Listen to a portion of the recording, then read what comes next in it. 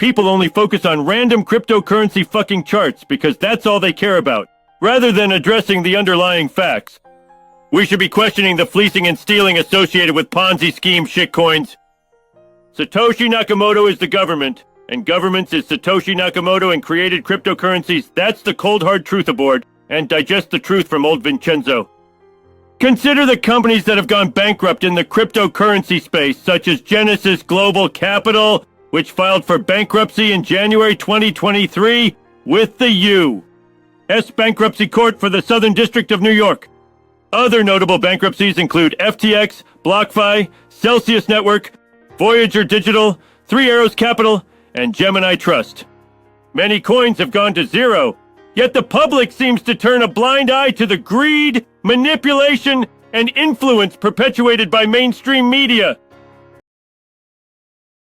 Cryptocurrency investors, now's the time to ask yourself, why did I invest? Did I aim to get rich because mainstream media or a social media influencer manipulated me to go all in on random shitcoins?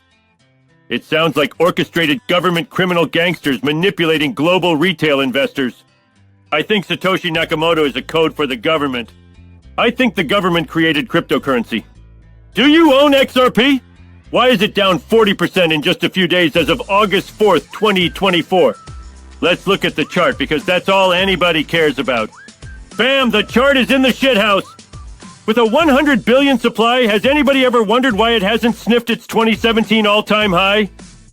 What happens if this becomes a shitcoin because it always was? The implications of this could reshape the entire landscape of digital finance. As trust erodes, investors may find themselves grasping for reassurance in an increasingly volatile market.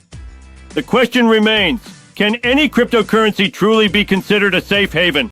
The United States is falling deeper into recession amid the current situation, with President Joe Biden, who has been labeled as suffering from Alzheimer's, stepping down due to a scandal involving illegal payments from China and federal criminal charges against his son. The country is on edge as the socialist progressive policies of Biden's administration have failed the nation. Major companies like Ford, Stellantis, GM, Tesla, Apple, Google, and Meta are all experiencing mass layoffs amid rising frustration with inflation and job losses to AI. Adding to the turmoil, criminal gangs have crashed the crypto market, prompting serious questions about the real value of cryptocurrency. Investors are now questioning whether they own valuable assets or worthless shitcoins, and how many of the over 20,000 coins will survive the collapse. The global financial crisis has struck with unparalleled force, sending shockwaves through markets and households alike.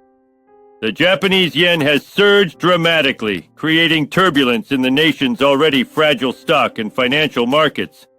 In the United States, rising financial concerns are palpable, with inflation climbing and layoffs hitting major automakers and tech companies.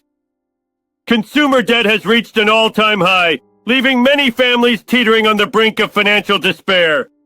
Around the world, the average person feels the weight of these crises, struggling to make ends meet amid increasing economic instability. Governments worldwide are grappling with a loss of control, facing mounting pressure from their citizens as economic conditions worsen. The crisis is further exacerbated by mass illegal immigration, overwhelming local populations and straining resources in many countries. Many of these immigrants hold different, and in some cases hostile, beliefs towards the nations they are entering, creating tension within communities. In the shadows of collapsing nations, a wave of civil unrest surges as native populations rise against the oppressive takeover and deteriorating living conditions. In Bangladesh, streets that once echoed with peace are now battlegrounds, with clashes erupting between frustrated citizens and government forces.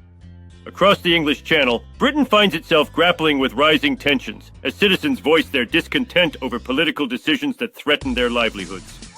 In France, the situation escalates as citizens take to the streets, igniting passionate debates about inequality and government accountability.